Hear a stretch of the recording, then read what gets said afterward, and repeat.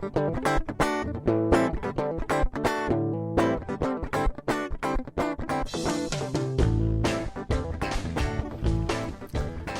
is Christopher Mitchell with the Institute for Local Self-Reliance, back for our third podcast discussing community broadband networks. Today, we're talking about the Utah Telecommunication Open Infrastructure Agency, or UTOPIA.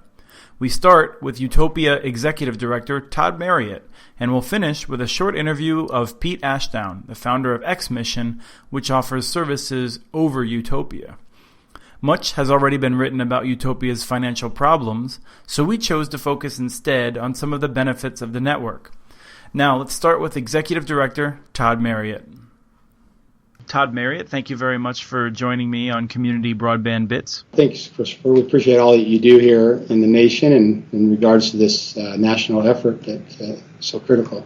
Thanks. Well, you run UTOPIA, which has been around for a very long time, and I'm just hoping you can briefly explain to our audience what UTOPIA is. UTOPIA is 16 municipalities in Utah that got together about 10 years ago, begged for the incumbents, the cable companies, to provide better broadband. They were told no. They offered to pay them to do it. They were told no. And so they got together and said, we'll take matters into our own hands. And they put into place an active Ethernet open access system that goes all the way from up in Rattlesnake Pass in Idaho down to Las Vegas, and over 2,000 miles of fiber in between. So it is really a critical infrastructure project of the state of Utah. And now when you say open access, can you just tell me a little bit about what that means? And if I'm a resident in the area, what does that mean for me? It's a great question because people understand it differently. Open access to us means because we are quasi-governmental and we're owned by the cities, we really do just establish the infrastructure. I think those that aren't familiar with open access could most or more closely align it with such things as an airport. We are the airport. We build the runways, the systems, and then we allow anybody else to use those runways that want to use it. So we have a lot of different service providers, for example, that provide a number of different offerings across our pipes. And anybody that wants to use it can, and it's open to everybody who wants to do so. And so if I'm a resident, how many choices do I have right now? Today we have 15 providers and growing by 4 more in about a month of other types of service providers that provide data backup, provide transport and other delivery mechanisms. So I think by the end of August, you'll have about 19 different companies to choose from, some that are triple play, some that are data only, some that do voice, TLS, VLAN, all kinds of services. Right. Now, when you say things like VLAN, it's a great acronym that people like me, we know what it means, but I presume that's mostly something for small businesses that they really can't get from the providers that you compete with on an infrastructure basis, which are CenturyLink now, formerly Quest, and Comcast. Is that right? Not just smaller companies, bigger companies, but a lot of times now these smaller branches need the ability to establish a virtual network that doesn't rely on the internet, that allows them to peer with their other organizations. And we, because of the way UTOPIA is built, we were able to layer in our infrastructure the ability for them to have virtual networks as if they're 2,000 or 100 miles away, or whatever the case is, as if they're right next to their computers or systems or offices. So they don't need to employ like some sort of tech person, right? They just get a cord from you, basically. They plug it into their computers or their networks, and they're connected over hundreds, thousands of miles if they need to be.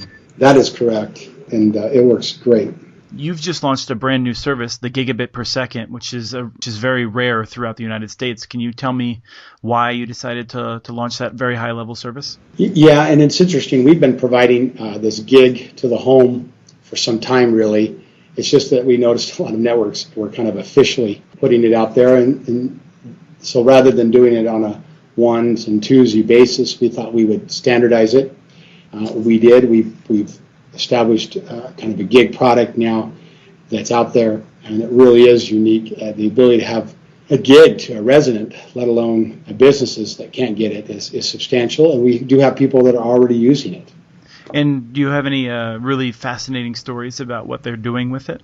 One of our gig users is using, he's a movie producer who worked on a lot of Pixar, Pirates of the Caribbean, those kinds of things, and he could show you how dynamic his needs are from a broadband perspective, where he's transferring files that are so large, such significant, many of them at one time, back and forth between different partners, etc., that he needs this type of work. He can work more effectively here in Utah than he can next door in Hollywood. UTOPIA has been offering new ways of consumers to connect to the network with some pay upfront options or leasing connections in order to cover that very high capital cost that all networks have to wrestle with. I was wondering if you could tell me how some of those efforts are paying off and describe them for our readers. This is very expensive infrastructure, and that's why it is an infrastructure build. If it were easy, the incumbents would be doing it. We had to have models that allowed us to be sustainable and not just have somebody sign up like they would a cable service, use it for fast internet, move, or not treat it as the infrastructure it is. And so we allow people to really purchase that infrastructure from curb to home, own it like you would a water line to your house, an electrical line to your home. Because of the open access nature of it, it's something that you can use really for the life of your home, for your whole life, because you can choose if you don't like a provider. Today, if I don't like Comcast, I have to quit and go to something else, and there's limited options. But with this infrastructure in place, I can really use a lot of different services that are available on the net and just get connectivity through this pipe. And that's kind of how we see it, is just the ability to have connectivity like you would electricity or water. And so we've developed models that allow an ownership nature to it. We also have some typical leasing models like most people would be used to as well. And so we provided and enabled our sustainability of our build. Then if I'm a homeowner and I'm in an area near where you're offering service, what can I do to get connected? Do I call UTOPIA and say what options are available? Or, how are you reaching out to those people to let them know that they have an option? That is a big job we have, is allowing people the awareness that we have to let people know they can get access to it. And one of the biggest problems we have is that there are so many people that want to have access to it, and we're just not in front of their homes yet. But those that are in front of their homes can call. We identify that through our customer care center or online. They're able to suggest that they want more information or subscribe, and then get connected. And when they do, they have a number of different options. They can choose to own the line, or they can choose to lease it. And sometimes they've already established the line to their home. Somebody may have moved and they're just moving in, and they can reestablish it through a reconnect. And so there's a number of different ways that they can do that. Yet people are so excited if they can get UTOPIA generally that we keep them, and they really very aggressively find us. But the problem we have really, Christopher, is the people who can't get it yet, and we're trying to get to those. And that brings up my final question then. Back in, I want to say 2007, there was testimony for a bill that was going to make your life more miserable, or UTOPIA's life more miserable in 2007.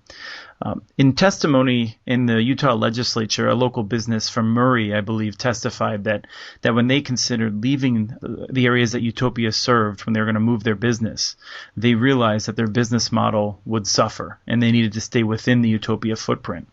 And so I'm curious if you know of any other stories of people who, once they get spoiled by your services, if they're finding it hard to move into an area where they may only have Comcast as a choice.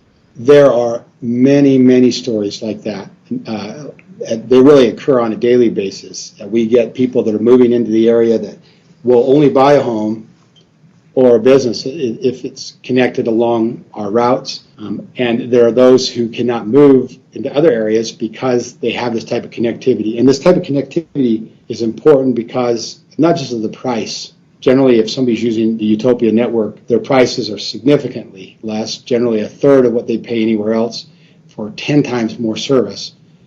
But it goes to more what they can do in terms of running their businesses and not having limits and constraints put on them, not having to answer to just one monolithic type of entity, and the ability to have TLS type services or to do things that may be unique or more peering capabilities. And when they start running their businesses with these kind of capabilities, they build around their own product sets, business models that incorporate that ability.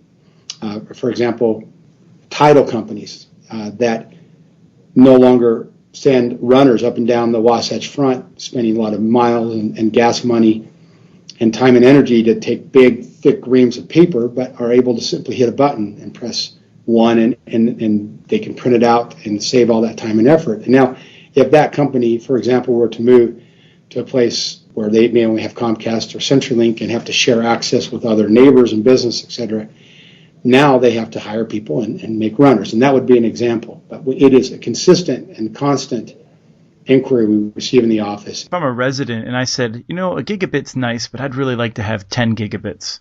Can Utopia provide that? Yes, and we have some customers that we provide 10 gigabit to. Absolutely. In fact, we thought about rolling out a 10 gigabit launch to the home. As you know, that there's probably very few, if any, applications right now that 10 gigabit would actually work, so it'd be more of a PR thing, really. But yes, really the way we've built the network, there's an infinite connectivity ability. We were building an infrastructure without limits. A lot of people will also ask us what happens when this infrastructure becomes obsolete by other technologies such as wireless. And as you know, wireless is just an extension. We'd like to have more wireless along our routes and where we are. We're not in the business of fiber optic infrastructure. We're in the business as a government entity of providing critical connectivity infrastructure. And it's just that base layer right now, the way to do that is via fiber. But anything we use now or in the future has to have that expandable capacity. Because as you can imagine, and you advocate, I'm sure, Christopher, if you went and plugged your toaster into the wall and it took 15 or 20 minutes to get your bread toasted because you're sharing with others, or your toaster came up and said, sorry, I can't toast your bread, it's buffering today. You cannot rely on that to do business. And at Utopia, that's why we're building that infrastructure. Similarly, we're having a lot of wild forest fires out here, and right now the first responders are struggling.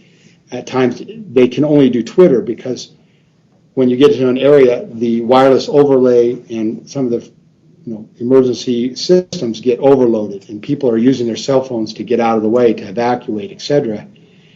And that infrastructure is getting down to a wireline service that limits it both in terms of price by the incumbents and capacity, so that when cell phone companies are looking to expand and put their macro cell sites out there, they have to be look at business models. And because of our infrastructure, we're creating a microcell capability that will allow more capacity, more redundancy, more capability that will allow, for example, first responders the ability to handle emergencies like we're experiencing right now with these forest fires.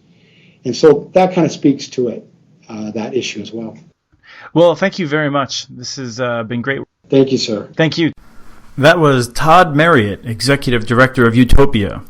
Now we turn to Pete Ashdown, who runs a company offering services on the Utopia network. He founded XMission in 1993. On to the interview. You have launched a gigabit service option for your subscribers. But before we get to that, maybe you can just talk a little bit about what you do as a company on the Utopia network. Well, XMission was the first and is the oldest independent internet service provider in Utah. We started in 1993, and we were also one of the first ISPs to get on the Utopia network before they, I was out there lobbying with them when they were trying to get this thing started. So we have about several thousand customers on there right now. I'm not sure the exact count for you, but we service anywhere from 5 meg to 100 meg and now a gig. And were you a DSL reseller before then? We were and we are. We did DSL with Quest and now CenturyLink. We started DSL with them in 1997. And that was a very successful partnership, but for whatever reasons, CenturyLink decided that with their fiber to the node and ADSL2 product, they did not want third-party participation. If people are interested, they can look up your website where you had a good post about that, I want to say a year or two ago. I've been very verbal about it. I thought we brought a lot of money to Quest during the time that we continue to service their DSL, the original DSL product. And also, we pride ourselves with our support, and I think that's one of the hardest parts of the equation in doing internet service provision. And that's why small ISPs have been very successful, obviously. Now you're offering a product that's far better than anything Quest will offer, now CenturyLink will offer for the foreseeable future. What's happening there? The rise of gigabit offerings has started to happen around the world, and Utopia decided that this was something they could do on their infrastructure in as they were rolling it out in Centerville and eventually to the other UTOPIA service cities. And so they asked us and other internet service providers on the network whether we would be willing to do gigabit. And, ever since I've done internet over modems in the early days to the faster bandwidths later, I've always felt that it's not so much the speed but the usage that counts. So if there's an opportunity to provide a faster speed to our customers, I'm going to do that because it's going to work out for a better experience for them, and I don't think the majority of those customers are necessarily going to use any more than they otherwise would. So how many customers have you seen pick it up? We haven't signed up anybody yet. We've had a number of calls on it. It is $300 a month, and although that's something that I would love to have in my own house if I had UTOPIA, I don't think the majority of residences out there are really interested in jumping on something like that. They'd have to be probably a very tech-savvy or heavy computer user to go with that. Yeah, I think it will be the same here. We actually did some surveying in downtown Salt Lake City as to what the interest was in having a gigabit offering, and most people aren't even aware of what their current connection speed is. Mm-hmm. They just know if it's too slow. And if it's too slow, then they inquire about what else is available. But if it's not too slow, they're happy with what they've got, which could be around 10 meg for most people. So obviously, it's not just the speeds that are driving people to use your services. I'm just curious, as the last question, what sets XMission apart? You already mentioned the support. I'm wondering if there's any specific stories or if there's other things that XMission does that set it apart from a Comcast, a Quest, or maybe even another service provider on the UTOPIA network. One of the things that I think there's 2 points there. The first is that our longevity. We've been around since 1993, which is an eternity in technology. The other companies, a lot of them, Comcast included, got involved in the last 10 years in doing internet service provision. So we have real depth of experience that I think the other ones have a hard time matching. The second point is that we're very active in the community. We have a nonprofit program where we give up to $50 a month in services to any 501c3, regardless of their mission, to help them get on the internet or set up email for their office or set up a website. And we currently have over 250 nonprofits that take advantage of that. So we've been very generous in our support of the community, support not only with that nonprofit program, but in support of music festivals and arts festivals.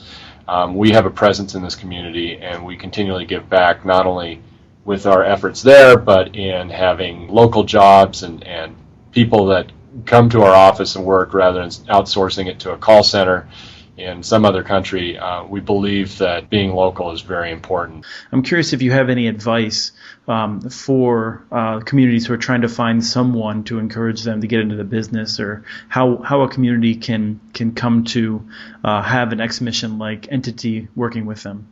I do. The first thing is that any sort of effort to finance municipal fiber network with bonds and wholesale payback, I think should be looked upon with skepticism. I supported that initially when UTOPIA was trying to get this thing rolled out, but I think if people want municipal networks, and they should want municipal networks because they're an economic driver, they should put it on the ballot and pay for it up front. So there's no question as to the economic viability and the operation of that network. It's like roads and airports and any other infrastructure. Digital infrastructure is no different and should be paid for in the same way. It shouldn't be looked at as a business proposition. It should be looked at as an essential part of a city or a state. The second thing is I believe in open networks, but you've got to be firm with the people who are participating on the open network.